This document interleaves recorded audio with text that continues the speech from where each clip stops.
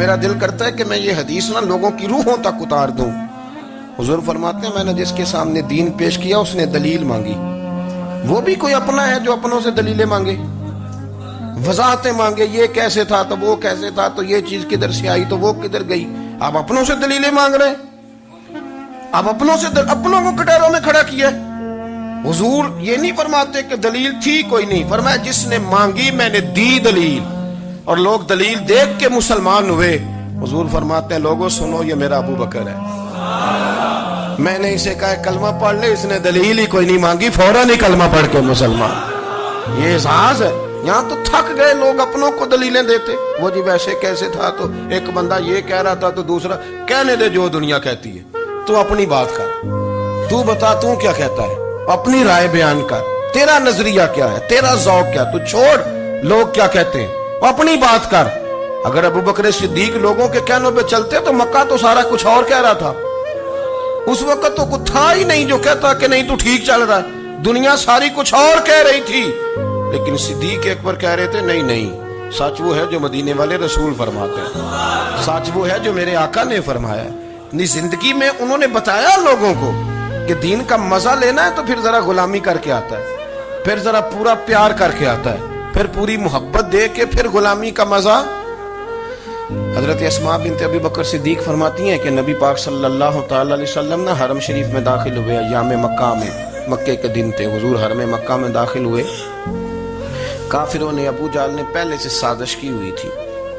جیسے ہی حضور اندر داخل ہوئے تو شور کرنے لگا، کہنے لگا یہ تمہارے بتوں کو برا کہتے ہیں اور تمہیں شرم نہیں آتی، یہ تمہارے معبودوں کو گالی دیتے ہیں، معاذ اللہ یہ برا کہتے ہیں، میں خیال نہیں آتا۔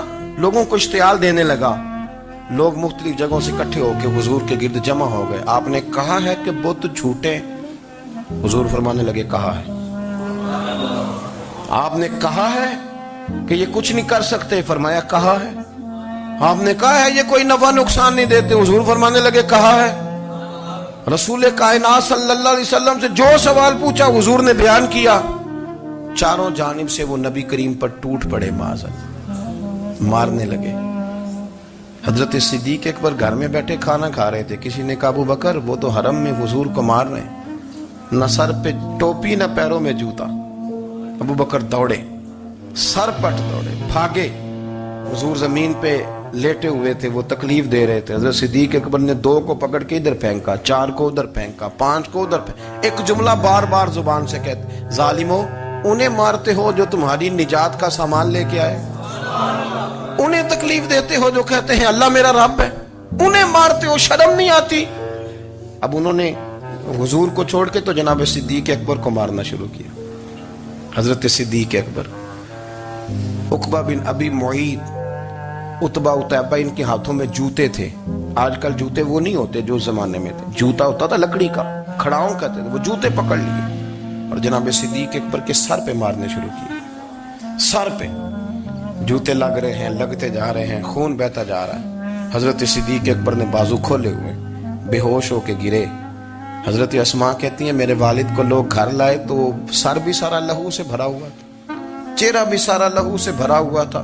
عشق تے اگ دوویں ایک برابر، عشق تے اگ دوویں، عشق تے اگ دوویں ایک برابر، پر عشق دا سیک ودھیرا، اگ تے ساڑے ککھ تے کانے، عشق ساڑے تن میرا، اگ دا دارو می تے پانی، کوئی دسے ہاں پلا عشق دا دارو کیڑا، سجنا اتھے کچھ نہیں بچتا جتھے عشق ہوراں دا ڈھیرا۔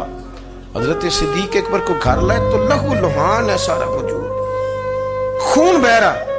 جناب اسماء کہتی ہے میں نے سر پہ ہاتھ رکھا، دیکھوں کہاں کہاں میرے والد کو، میں رو رہی ہوں، میں نے سر پہ ہاتھ رکھا تو کہتی ہیں بال بھی میرے ہاتھ میں آ گئے اور سر سے چمڑی بھی اتر کے میرے ہاتھ میں آ گئی، گوشت بھی سر سے اترنے لگا، سارا سر ان کا مار مار کے انہوں نے نازک بنا دیا، نرم کر دیا۔